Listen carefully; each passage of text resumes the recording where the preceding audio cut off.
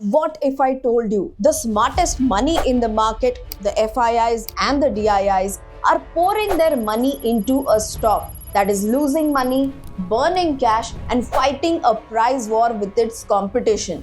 Sounds insane, right? A classic value trap. The kind of stock that retail investors are told to run away from. But it is happening and the numbers are staggering. In just 1 year, from December 2024 to December 2025, the FII holding in this company has skyrocketed from 6.19% to 16.07%. Now that is more than doubled. In fact, it has tripled, and they are not alone. The DIIs, our own big domestic funds, have been even more aggressive.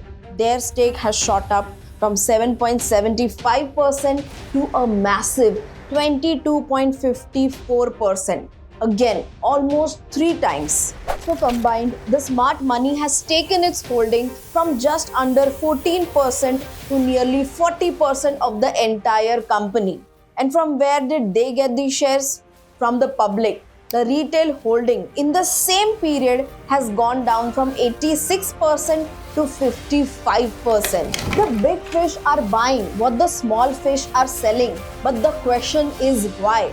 Do they know something like every time? Therefore, they are buying the stock despite it being 46% down from its top? Now that is a puzzle we will be solving in this video. So let's put on our detective hats and examine the red flags of the stock Swiggy.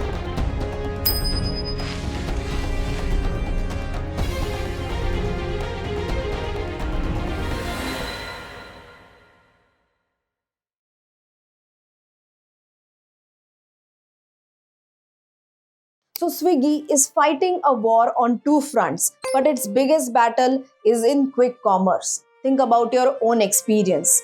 How many ads have you seen for 10-minute grocery delivery? You open your phone, you order milk, bread, chips, even an iPhone, and in 10 minutes it's delivered. Blinkit, Zepto, JioMart, the competition is insane.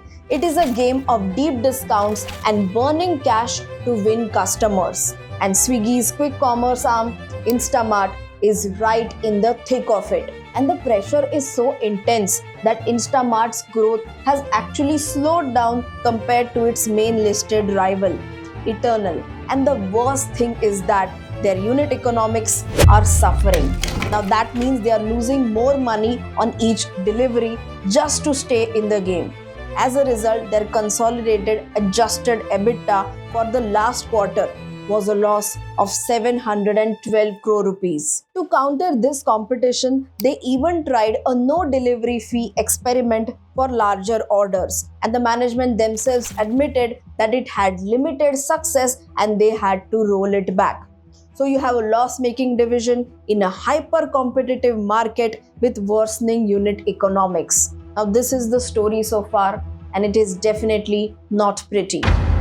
And it is this story that has likely caused the retail investors to sell off their shares. It seems logical, but the FIIs and DIIs are looking at a different story, a story that starts now. And the first thing that the smart money understands is that Swiggy is not just one business. And honestly, such kind of deep digging into a company is something which I really love. Understanding what a management is saying and checking if the stock price reflects that reality, and when it's not, then spotting that hidden opportunity. Now that is the thrill for me. And honestly, with that same passion, we research stock ideas for our clients. And when those ideas work and make money, it genuinely feels like we have hit the jackpot for them. So that feeling is truly priceless.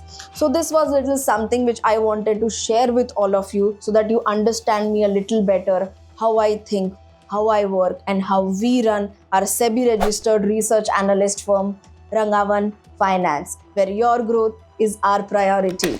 So coming back to what I was saying, Swiggy is not just one business, it is a portfolio. So while Instamart is in a tough spot, Swiggy's original business, food delivery, is turning into a cash generating machine.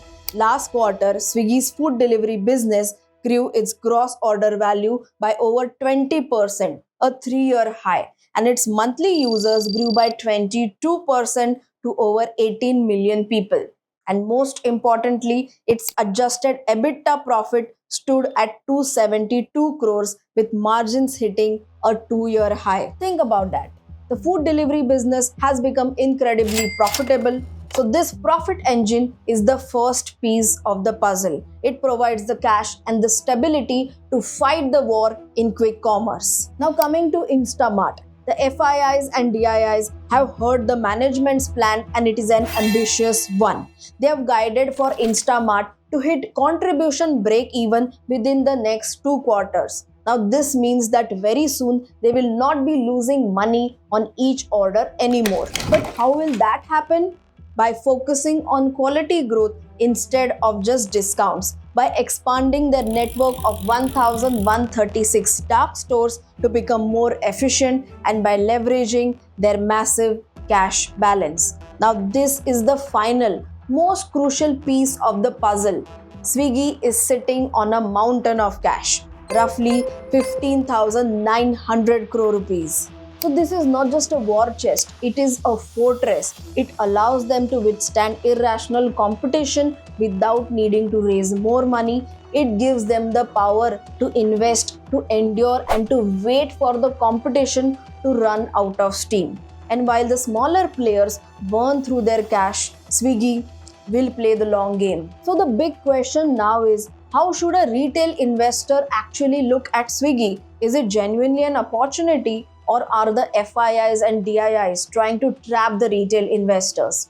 See, honestly, I think it is a classic case where risk-reward management becomes extremely important. So if you want exposure, you can start building positions, but very strategically and not emotionally. And from a risk-reward perspective, one positive is that currently the stock is trading 46% down from its all-time high. But that does not mean that you go all in. Ideally, the exposure should not be over 5% of your entire portfolio, and that also should be staggered gradually. First 2%, then another 2%, then the final 1% later. And one very important level to watch out for is around 297 rupees, and that is a crucial support. And if that level breaks decisively, then honestly, caution becomes necessary. So don't stay blindly bullish. And on the upside, 385 rupees is an important resistance zone. If the stock sustains above that level and also stays above its 200-day moving average, then we could see a stronger bullish momentum coming back.